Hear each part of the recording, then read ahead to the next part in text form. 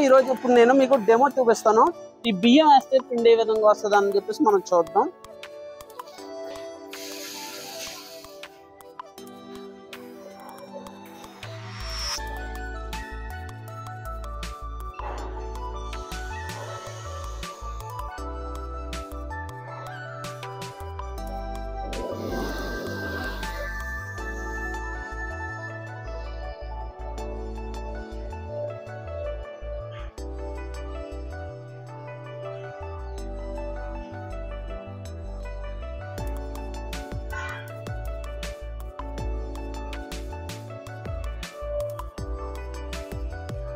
Friends మనకి item అయితే అయిపోయింది. ఇప్పుడు మిషన్ ఆఫ్ చూద్దాం క్వాలిటీ ఎలా వచ్చిందో.